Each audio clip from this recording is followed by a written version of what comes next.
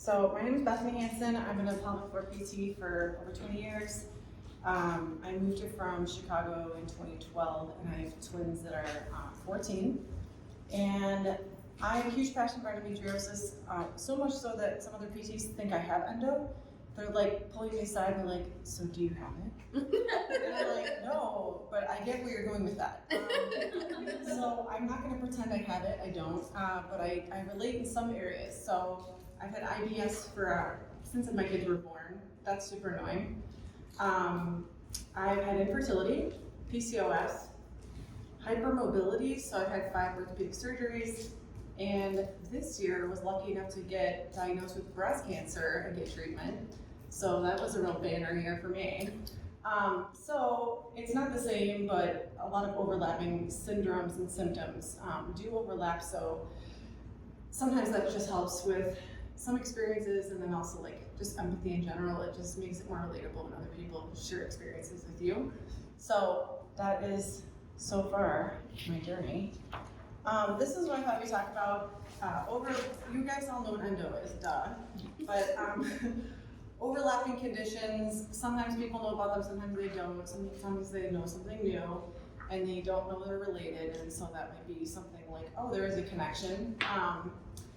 PT and endo, what does it do if no one's ever been there before, and what we have to offer. And then underlying causes of pain after excision. So there's a stat later that says like 40 to 60% of people will have recurring pain after an excision surgery.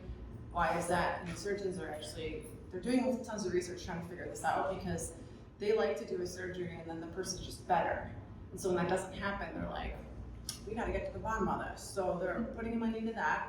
So we talk about that, and then strategies that people can help with pain. And I will admit, some of those are very not PT related, but they're stuff that I've learned, and there's a lot of resources. So I don't go into all of it because it's not my expertise, but at least if you want to dig deeper in any of those areas, you can have the resources. And then Q&A.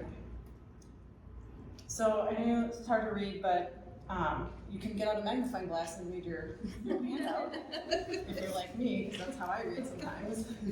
By the way, you know you're old when you use a magnifying glass to see an emoji sometimes? Because you're like, I want to use the right word, but I don't want to send the wrong one. I've done that before. So these are all just facts about endo, which most people already know. Some PTs don't know, so this is actually from a slide from a PT presentation that I did. So you can read over those if you want to learn something new, or maybe not.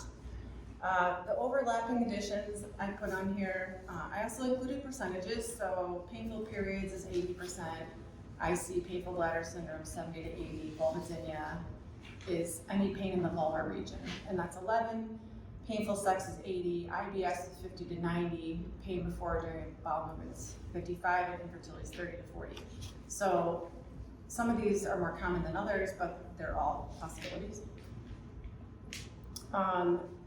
Another thing that some people we don't know a lot about, but we're starting to learn about, is the autoimmune connection, where it's not necessarily, it's an inflammatory disease, not an autoimmune disease, but it shares the same gene combinations as other autoimmune diseases. So they're finding correlations, not causations. So step one is to see the correlation, and then hopefully they can try to figure more out as time goes on. They don't know a lot about autoimmune diseases though, so hopefully they'll learn more about those too. But those were the autoimmune diseases that do share some gene combinations with endo. Okay, so the areas of excision surgery doesn't cover would be the pelvic floor muscles, is the surgeries on the muscles. Vulvodynia, which is also like lower. Painful bladder syndrome, which is often caused by the muscles. It's not saying there's absolutely nothing wrong with the bladder lining, but in like 90% of people, there's not. So that does happen, but it's not as common. IBS and SIBO are more gut stuff. Pudendal nerve is like nerve pain either in your butt or where you sit. So if people have pain with sitting, that's a classic sign. Hernias are tough. In women, they are very underdiagnosed.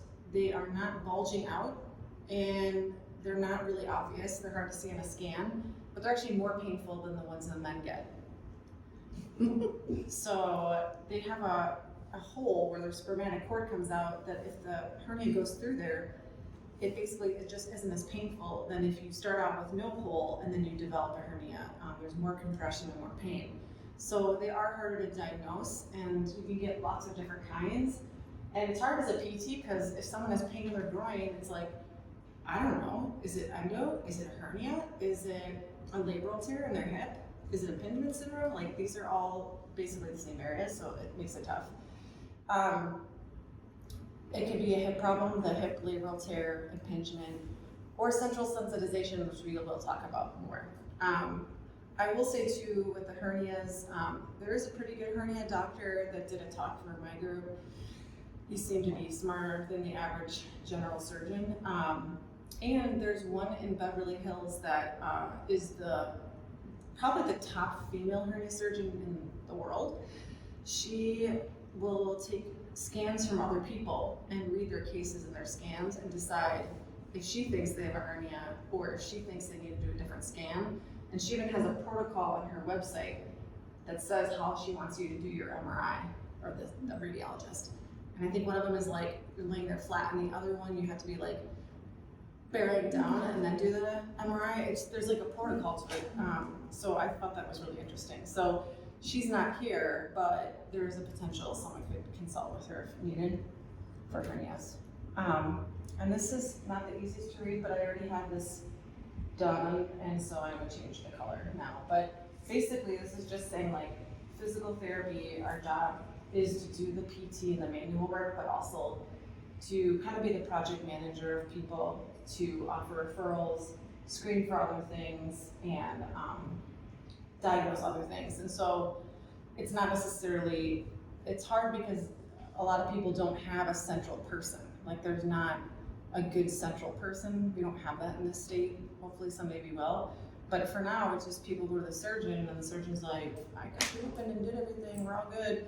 And then the person's like, okay, but the follow-up care, what's next? And then if they have problems, now what do I do? And then no one's helping them.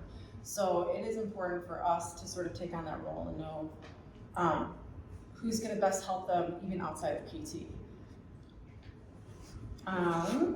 So what does an evaluation look like? This is just if you've never been to PT. It's a lot of questions, really invasive questions. No.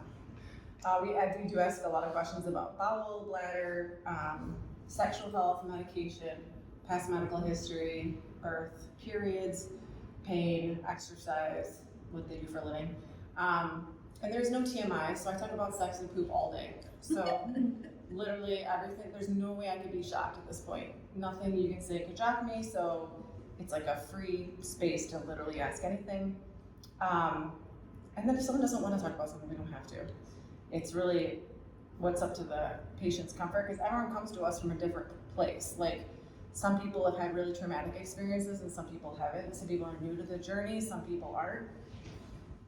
So we have to kind of figure out where they're at and then start from there. Objectively, I usually explain this too, is that it's an external assessment, so your clothes are on. We look at posture, alignment, breathing, range of motion, strength, some core stability, some palpation of the belly and like the pubic region and the inner thighs and sometimes the back and the butt, just to see other areas that might be affecting it with the clothes on. And then if they're okay with it, we do an internal assessment of the pelvic floor muscles. They'll show a model in a little bit, but we always get consent first, and no one has to do that. So some people are really freaked out, especially if they've had painful sex or a painful gynae exam.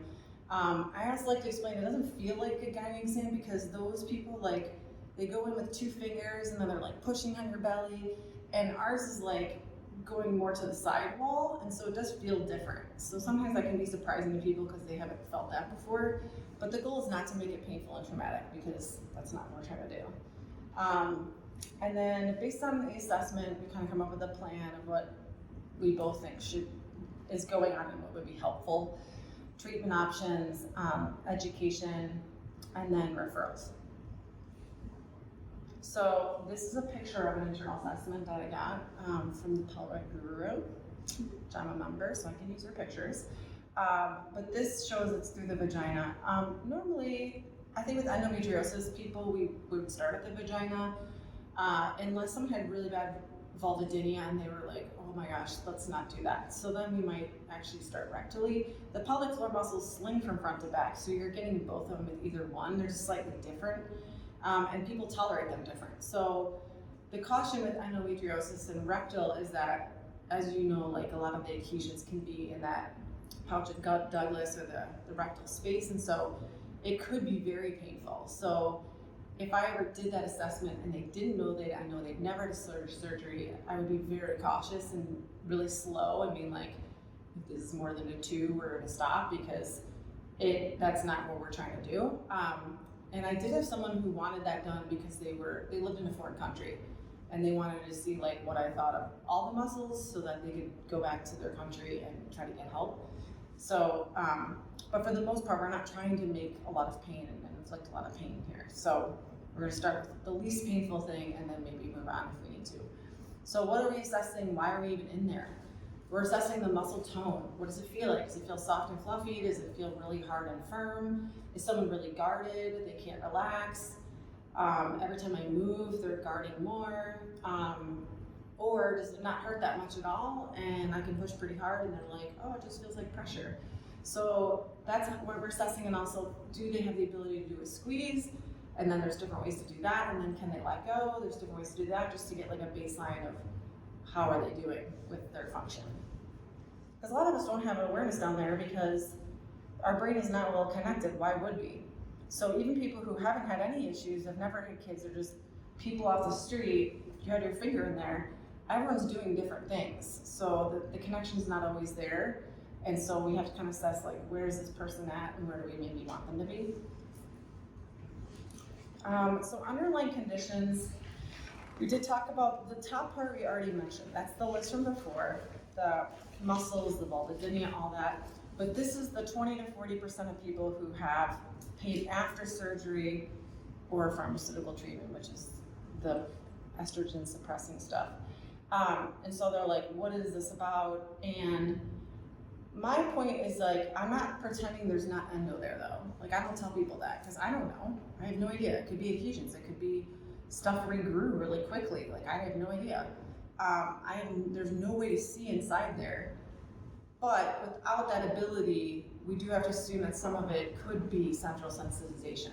So I do give that caveat of like, I don't know for sure, but here's what we're gonna do because that's what we can do, and that's treat central sensitization. So we have to be really careful when we talk about pain neuroscience education, because what patients will hear is, oh, they think it's in my head. And I'm like, technically all pain is in your brain. If your brain wasn't there, your body wouldn't experience it because every experience is through your brain. Your brain doesn't need your body though, which is kind of interesting. But that doesn't mean that it's not real. So an experience of someone feeling pain that's not in their body is an experiment they did in the 60s. They can't do it now because it's totally illegal. But they had this person put their arm behind something, so they couldn't see their arm, and they had a fake arm in front of them.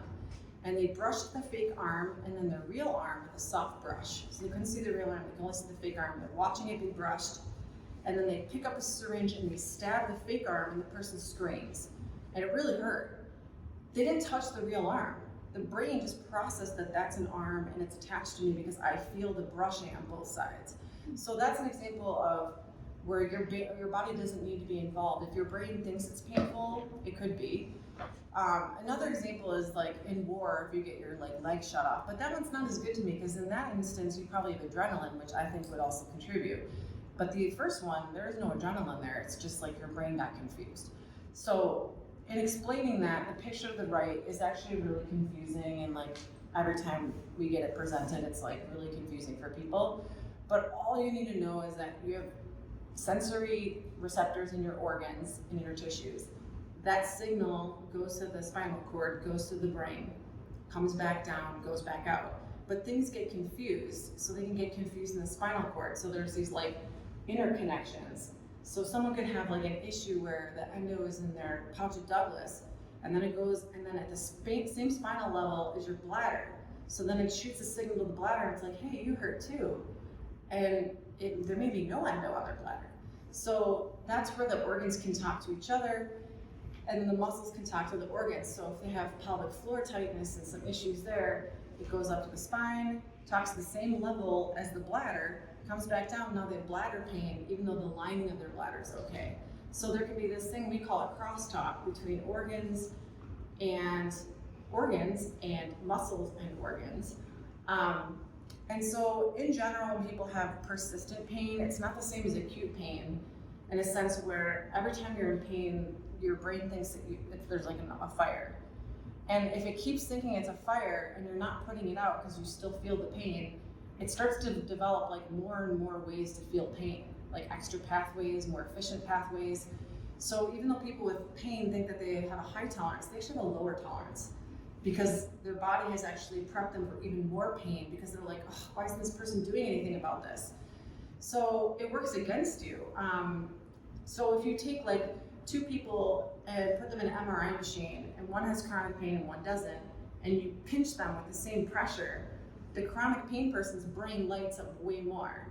They just have better coping mechanisms. So they deal with a lot more and they're still functioning, going to work and taking care of their family or doing whatever they're doing, but which is awesome, but unfortunately they often will feel pain more. And then everyone's pain that persists is affected by all these external factors like your mood, your sleep, your role in life. Like, are you in charge of taking care of your family? If you don't go to work, are you gonna lose your mortgage? All of that plays into your experience of pain. So those things, some things we can control, some things we can't. We can't control if we have to go to work, but we can control maybe something to do with sleep or some of these other factors. So what we try to teach people is there's lots of things you can't control, but what are the things you can, and try to mitigate that. And sometimes people don't really buy into this, but I will say it might sometimes takes, someone will come in and they're like, oh my gosh, my pain is so much worse. I had a terrible week. My boss was super mean and all this stress and my pain is just terrible. And then they're like, I think my stress had something to do with it. And I'm like, yes, it did. And that's like not something you can control. You can't control your boss, but just that realization of knowing that connection actually really does help people, because then it can help them come up with strategies and how to deal with that. Whereas if they don't really believe they have any control of anything that happens to them, it's just like pain just happens, there's nothing I can do, that's not really encouraging, that's really hopeless. It's like, okay, we gotta give people some strategies, things they can do. So this is where it talks about the alarm system. This is Adrian Lowe, he's got a whole thing on pain in the brain, lots of pictures, those are great. And so being in pain also does affect other functions. So your ability to problem solve, your motivation to do something, your memory, your muscle recovery, all that is also affected by pain. So it's not just an experience that no one really wants to experience, it also does affect other systems. So this is something I came up with to try to show to patients sometimes if I felt like they weren't gonna be on board with my pain talk, with saying that you don't have to do all these things. In fact, that's like overwhelming and that actually can create more problems. But if someone comes in and they only want to do one thing, they often don't feel better. So what we found is patients who want one thing, like they're looking for one magical injection or one magical surgery or one magical drug, they don't usually do as well as if they dabble in a few different areas. Then over time, let's say like 3 months, they're not pain free, but it's dampened.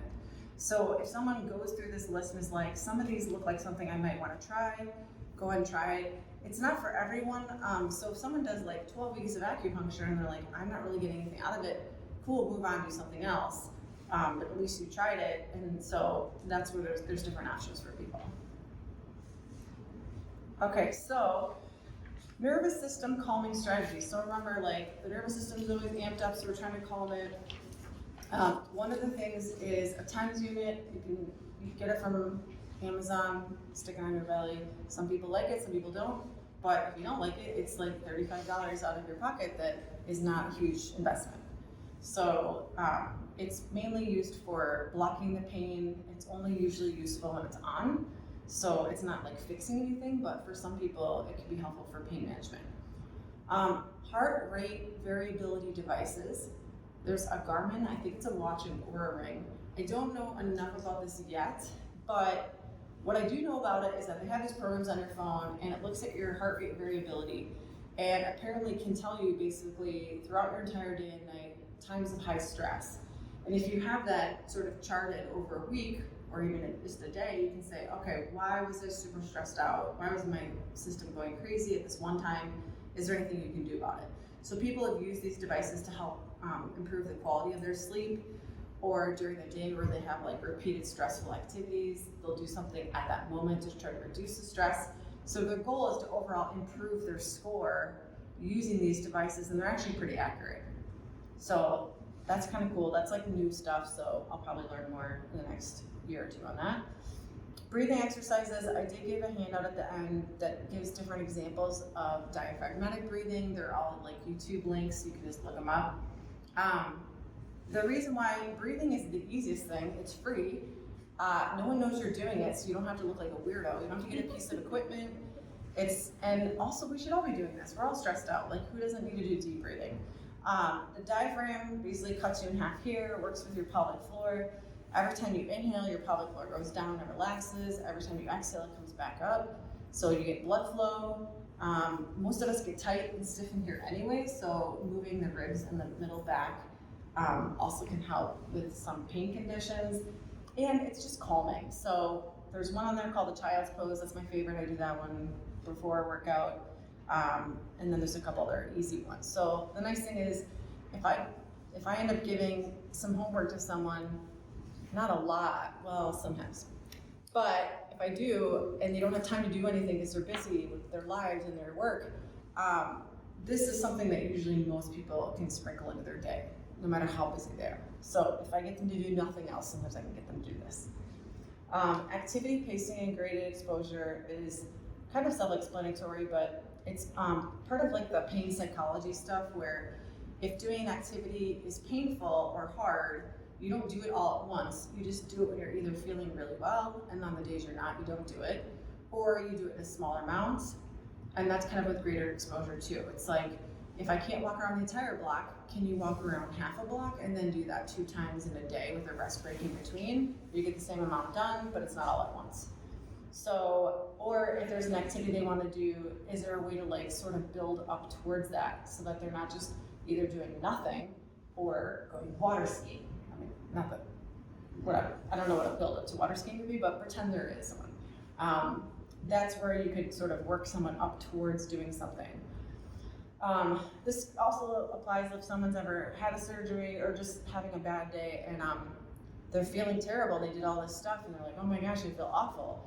Man, I'm never gonna get better. It's not that, it's just that maybe you went from like never cleaning your house to spending 2 hours cleaning it. It's not gonna feel very good. So you can do that and then be kind to yourself after, not beat yourself up and you know, do some self-care, but just know that like maybe next time you do half an hour and you break it up, and then you won't feel crummy. So some of that's a learning experience, but I think that's important too, to kind of set people's expectations up so that they're not overly disappointed that they don't want to try it again. The meditation apps are on there. I've had a few people that really like Curable.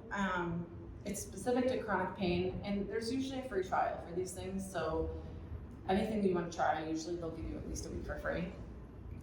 Dry brushing is interesting. It's good for lymphatic drainage if people have bloating or if they are post-surgical. There's a couple of YouTube videos on it. Some of them aren't too long. I think I did one and it was like maybe 5 minutes for the total thing. That's not too big. So that's an example. And then cupping, we usually have people take a silicone cup home and then they do like in their shower, like you get all soapy and then you do your ribs and your belly, maybe up here in your thighs. And you don't have to spend a lot of time on it, like maybe like a minute, up to 2 at the most, while your conditioner's in there. And it just sort of like loosens things up and gets some blood flow, and some people feel really good from doing that. The shower seems to get people to do it more consistently, so that's another option too. The vagus nerve is also supposed to be super awesome for calming the nervous system. There's lots of weird things on the internet with devices. I don't know anything about devices that stimulate your vagus nerve. I have no idea. But basic things are like humming, and there's a couple other things on YouTube too. So if you look up anything on vagus nerve stimulation, they have ideas. But that's basically a calming activity. Bilateral stimulation is supposed to also be calming, and you're using the right and left hemispheres back and forth. The meridian tapping, there's a whole website on it. You can do one side at a time, or you can do both, and some of the places are really easy. Oh, I shouldn't do with my microphone on. But they're really easy with, like, you're just tapping your collarbones, or your wrists is one. There's other ones too. And then there's even one that's stimulus that's music. So you put them on your earbuds, and a lot of them have free resources. You listen to them, and there's like a sound that goes back and forth, and that's supposed to be calming too. So that's all newer stuff that I heard from a really good pain psychologist. And I was like, I'm not gonna memorize all this, but there's the websites. For sexual health, there's also a handout at the back of your packet that I give to people who have issues with sexual pain that talks about moisturizers, estrogen, lubricants. Most of the time it's because either they're breastfeeding or they've been on birth control, and so their vulva, sometimes that messes it up, or they're closer to menopause. So it's basically lacking estrogen down there. And by the way, I have asked endo surgeons if it's okay if we give the recommendation of estrogen cream in the vagina, because it is estrogen, but it is not absorbed in the bloodstream, or it's like just a tiny bit, so it should not at all affect any endometriosis. As opposed to hormone replacement therapy, which is oral or a patch, that probably would affect somebody's symptoms, so that would probably not be a suggestion, at least at this point. Even if someone was having menopause symptoms, they might want to try for other things. But the vaginal estrogen is different, and it does not cause cancer. They give it to people if they have breast cancer, so they're like, you can use this. And it can be helpful if they're lacking estrogen. If someone really doesn't want to use estrogen, the moisturizers, they go in the vagina. They all have hyaluronic acid, which is a cell regenerator, and they're also very equivalent to estrogen. So if someone was just having discomfort with any penetrative activity, the moisturizers are really good too. So those recommendations are on that sheet. Exercise is really good for pain of any kind because it increases blood flow and calms the nervous system, brings up the endorphins. Like, there's pretty much no pain condition that doesn't benefit from exercise. It does have to be the right kind of exercise, so if someone does an exercise and then they feel terrible, it's probably not going to be the best thing for you. So you could look into doing less or starting out with something different. The Qigong is supposed to be really helpful after surgery because it's very gentle, even more gentle than yoga. And then of course there's yoga that's a little bit more specific to pain. This woman has some free videos. So if someone wants to start out with yoga and Qigong, that's fine. But also getting into other forms of exercise is really, really good for people. The only thing that we don't necessarily recommend, I haven't heard really good outcomes, is I haven't really heard good outcomes from people doing cold plunges that are women. Like, apparently it doesn't do the same thing as men. And intermittent fasting. Maybe it works for some people, but I don't necessarily know if it would work for this population because it can be really stressful in the body, and we're trying to calm the body, not stress it out more. And there's GI stuff going on, and so what they find is if you go a long period of time of not regularly eating, sometimes it just makes everything really wonky. So that's not a recommendation. If someone already does that, I don't care, but it's not something I would tell someone to do.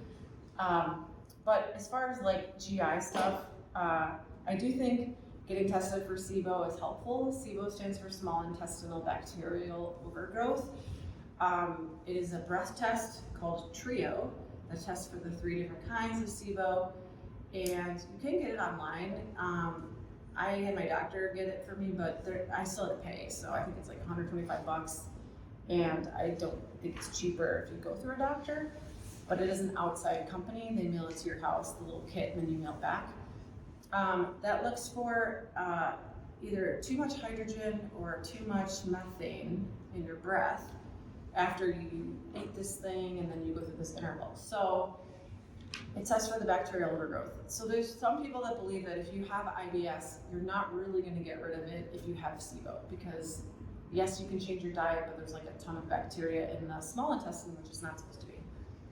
Other people say we don't know enough about SIBO to say that, so we could go with that, but I do feel like some people struggle with they struggle with GI doctors. So sometimes they run into some walls there because they're like, nothing's wrong with you, you have IBS. So in that case, I oftentimes will say, I mean, you can go to GI if you want to rule out diverticulitis, Crohn's disease, something they can see, like a disease, or cancer, obviously. But if it's just IBS and there's nothing there, celiac disease, yeah, we should rule that out. But if that's not going to be it, seeing a functional medicine doctor or nutritional person is more likely to know more about IBS, SIBO, breath testing, different diets that you could try without making it super crazy. Because most people we don't want most people going on a full elimination diet because that can cause a lot of food issues. So I don't do a lot of diet recommendations because I'm not a dietitian, but I do guide people towards, usually the resources are at the end, but the Penny George Institute is where I ended up going. And you can make a lot of progress by reducing the inflammatory things in your diet. Most people, I don't know, tolerate gluten. It's not everyone. Dairy is 50-50. Meat is on there. And then alcohol is like pretty rare that they can do a lot of alcohol. So those are the most common, but sometimes working with someone you can find other ones. And then the goal is to make it the least restrictive diet because, yes, least restrictive. Because we want people to have a varied diet that's actually healthier for your gut microbiome than only eating like 3 foods. This is some other things that other people who go more into the nutrition world think are helpful. But like I said, that's not my specialty, so I just write that down and tell people if they want to investigate it and check it out, great. If they don't have to. Here's the resources. So there's a couple books on there. You guys know about the Facebook group. The documentaries are on there. This Pelvic Rehab Medicine Thriving with Endo Workshop is a group. This Pelvic Rehab Medicine is a group it's a doctor group, but they're all pain management, they're non-surgeons. So they have a bunch of locations in the East Coast, Florida, they have one in Texas, they have one in Michigan now, and the West Coast, and they have not come here yet, even though I've asked the owner. Because this would be good for pain management and just other strategies besides surgery. So they often have physiatrists or pain management doctors, they have PTs, they usually have nutrition, they usually have psychology. So they're a great group, they're not here, so that's unfortunate, but they do have they have one free resource and they have some paid resources that are specific on their website. ISSWSH is a directory for sexual medicine. That's good. You can just type in Minnesota. The doctor I refer to the most is at Park Nicollet. Her name's Dr. Chris Christensen, but she's like a vulva expert. So that's kind of who you want to go to. Because like a regular OB, they're just like going into the cervix, and then everyone else is like, I don't know, like no one knows who the vulva's job is. So you have to go to someone who has specialized training, and that is her jam, and that is their jam, and that they're the best with like ruling in or ruling out any sort of actual skin condition. Because if someone has vulvodynia and they also have a hormonal imbalance in their vulva that's causing their tissues to be irritated, all the pelvic floor PT and dilators in the world are not going to make that person have pain-free sex. I mean, maybe it might take years. But if they also see this person and do the medical side of it, which is usually like often a testosterone estrogen combo cream, they can make huge gains much quicker. So sometimes going to someone like that and just ruling in or ruling out things can be helpful. And then The mental health provider sheet that's on there is not something you want to type out again, but if you want the link directly, just email me. My business card's in the folder. And that's just my personal list of people in Minnesota that specialize in either chronic pain, peripartum, like birth or after, or sexual health. And so I think if someone's going to see a mental health provider, it does help if you're in one of those three categories that you see someone with special training in that. And then I listed the Appendix George on there too. So that's basically what I have as my spiel.